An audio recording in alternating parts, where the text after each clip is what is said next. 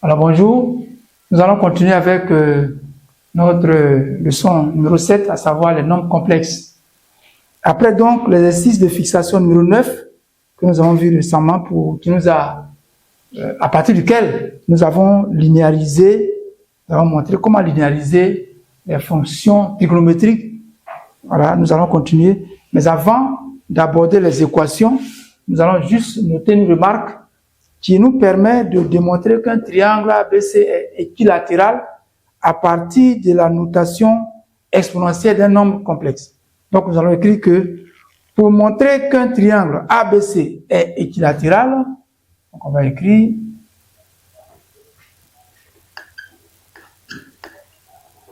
pour montrer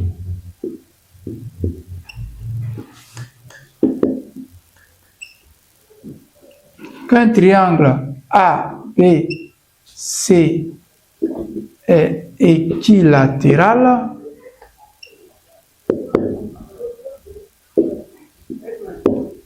eh bien, à partir de la notation exponentielle,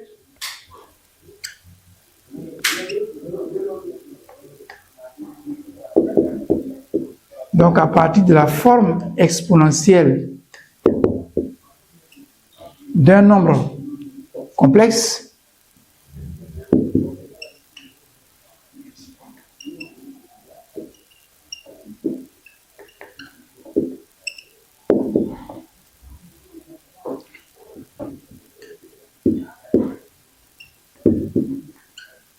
on peut montrer que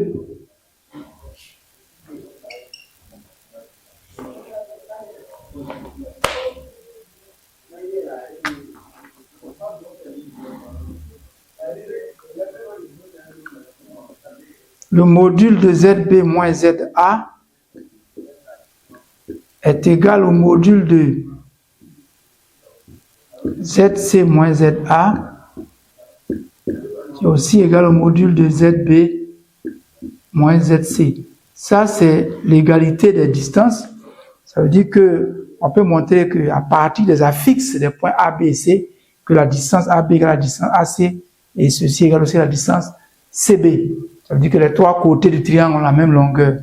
Ou encore, donc on peut, ou encore, on peut montrer que le quotient ZB moins ZA, le tout divisé par ZB moins ZC,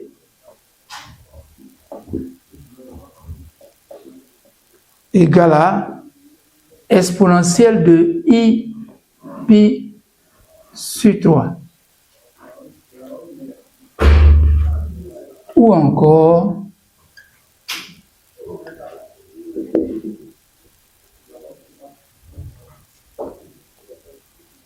que ce quotient-là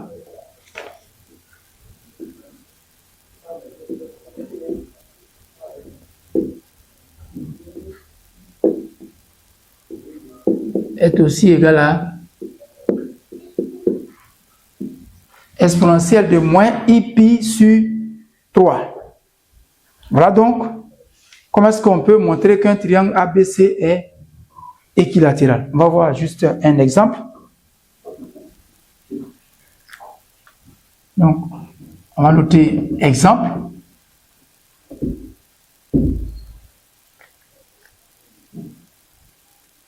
Et on va noter que dans le plan complexe,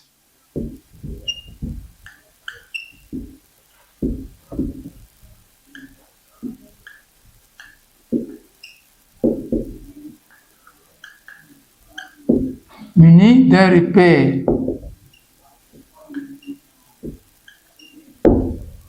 orthonormé direct,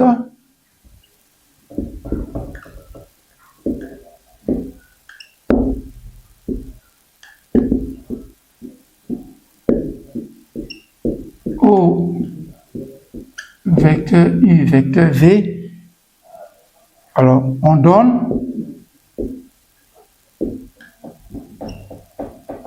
les points A d'affixe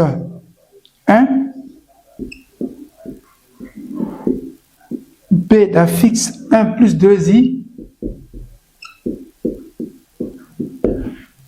et C d'affixe 1 plus racine carrée de 3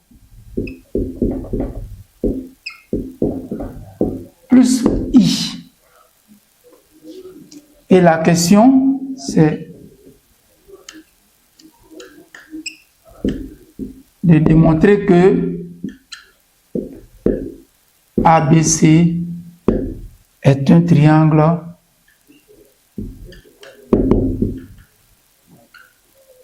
équilatéral.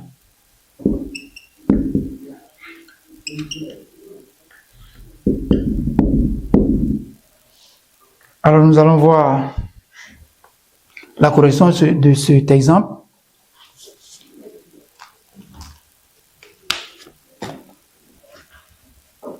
Donc, je vais marquer correction de l'exemple.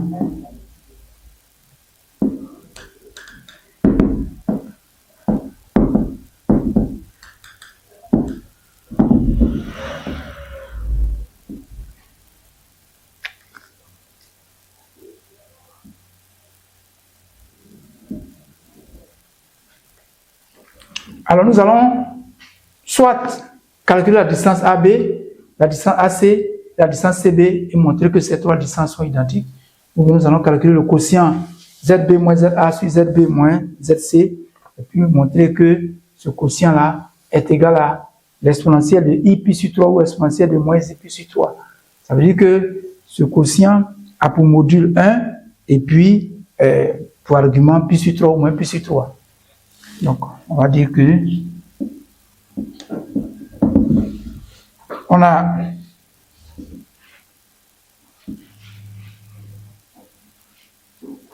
ZC, on va lui donner une appellation pour éviter de trop écrire.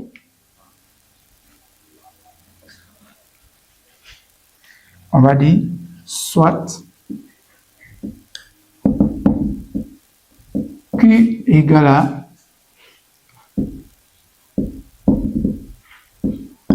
ZC moins ZA, le tout sur ZB moins ZA.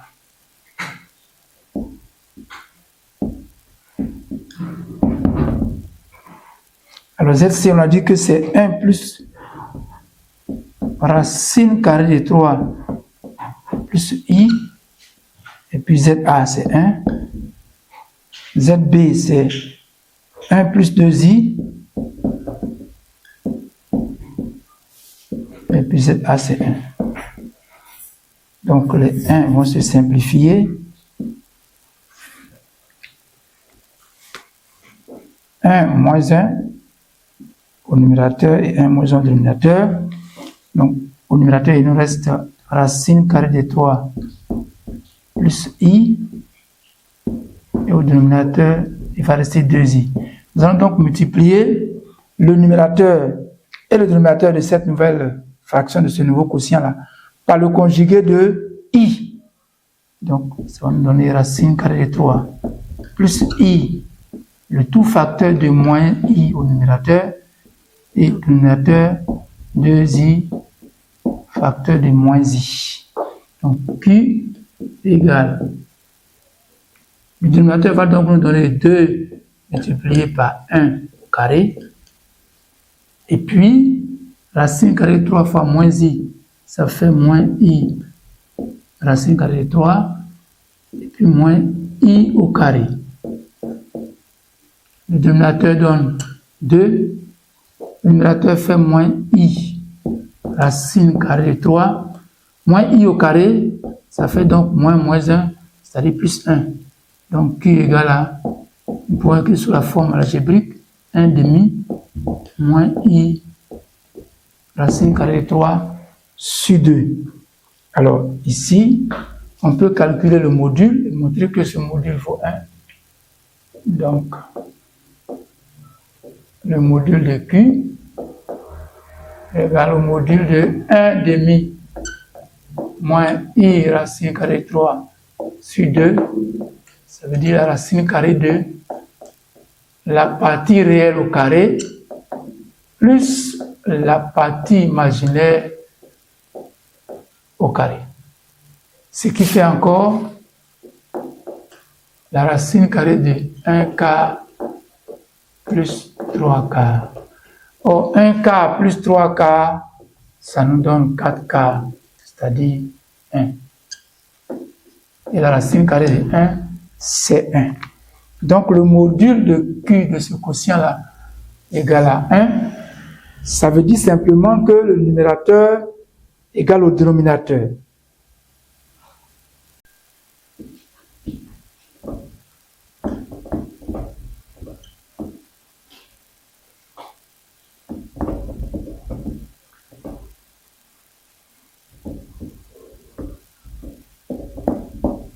Or, le numérateur, c'est la distance CA. Et le dénominateur, c'est la distance AB.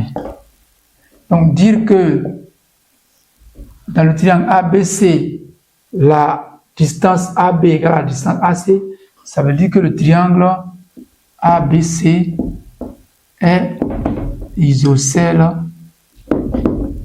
en A. Ensuite, nous allons voir, on va déterminer la mesure de l'angle BAC ou l'angle orienté ABAC. On va donc appeler alpha égal à un argument de Q. Donc on va dire que alpha est solution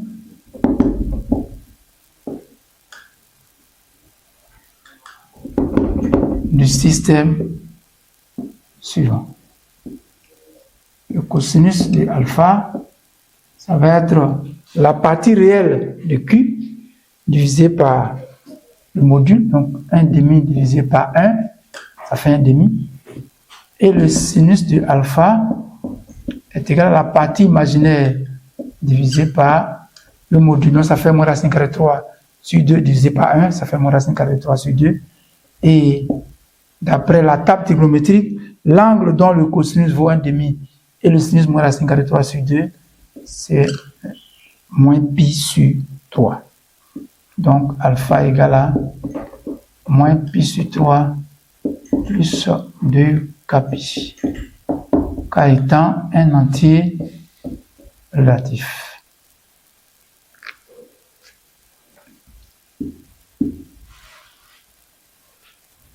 Alors, à partir de la connaissance du module de Q et d'un argument de Q, on va dire que la forme exponentielle de Q, ça va donc faire 1 multiplié par exponentielle de moins IPi sur 3. Et à partir de cet instant-là, on dira que nous retrouvons la forme exponentielle du quotient ZC moins ZA sur ZB moins ZA. Donc ça, on va dire que le triangle ABC, puisque il a deux côtés de même longueur et un angle qui mesure moins pi sur 3, alors c'est un triangle équilatéral. Le triangle ABC est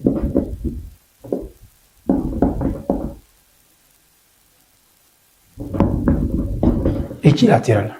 Voilà ce qu'il fallait démontrer pour ce premier exemple, enfin cet exemple.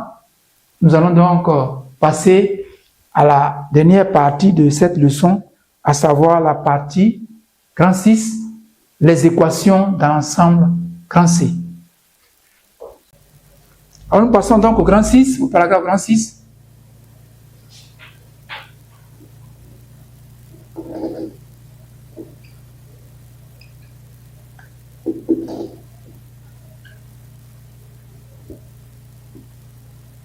Qui concerne donc la résolution des équations dans l'ensemble des nombres complexes. Donc équations dans grand C. Et la première partie de ce dernier paragraphe, nous allons parler des racines carrées Donc, grand 6, 1, les racines carrées d'un nombre complexe.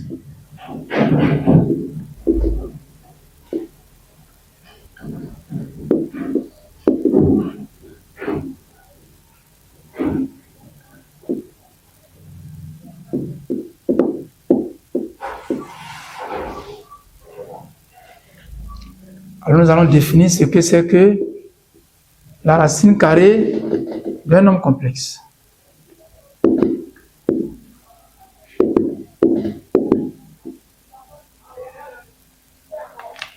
Si nous considérons un nombre complexe Z0, connu donc soit Z0 un nombre complexe,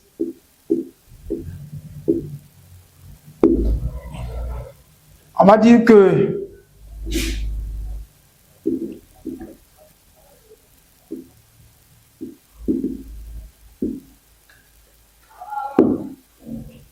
on appelle racine carrée de Z0 tout nombre complexe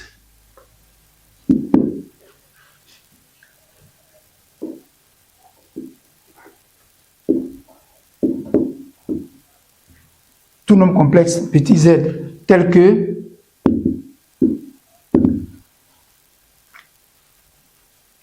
petit z au carré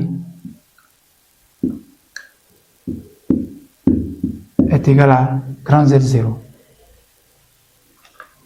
Voilà donc la définition toute simple de la racine carrée d'un nombre complexe Z0. Ça veut dire que le nombre complexe Z0 vous sera donné, il sera connu, il est clairement défini, et on vous demandera de trouver la racine carrée, les racines carrées de ce nombre complexe. Donc, ce sera les nombres petits z tels que, en les élevant au carré, on trouve donc grand Z0. Alors, la méthode de calcul, ou bien de détermination des nombres complexes z, petit z, qui soit racine carrée d'un nombre complexe Z0. Donc, je vais mettre grand 6, 1, 2, la méthode ou la détermination des racines carrées d'un nombre complexe. On va dire que ces racines carrées-là peuvent être données sous forme trigonométrique ou bien sous forme algébrique. Nous, on va les donner sous forme algébrique. On va dire soit, pour cela, on va écrire petit z sous forme algébrique. Donc, soit petit z égale à x plus y,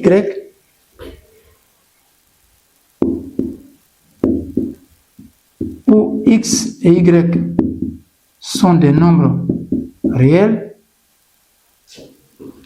Alors, dire que petit z carré égale à grand Z0,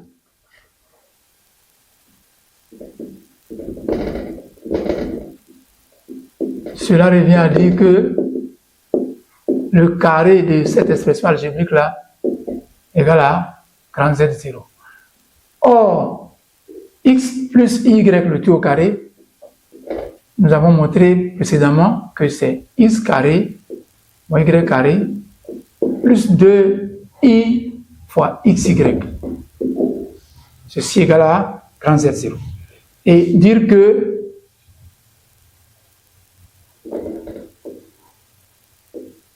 deux nombres complexes sont égaux, ça veut dire que d'une part, ils ont les mêmes modules et d'autre part, ils ont les mêmes parties réelles et les mêmes parties imaginaires.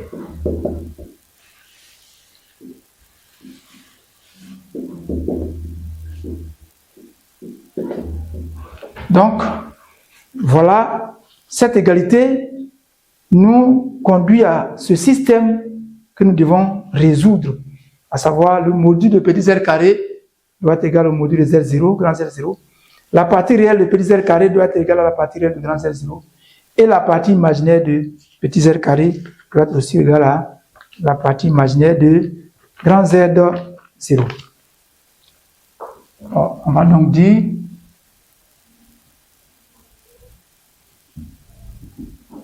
que petit z carré égale à grand Z0, cela veut dire que alors le module de petit z carré,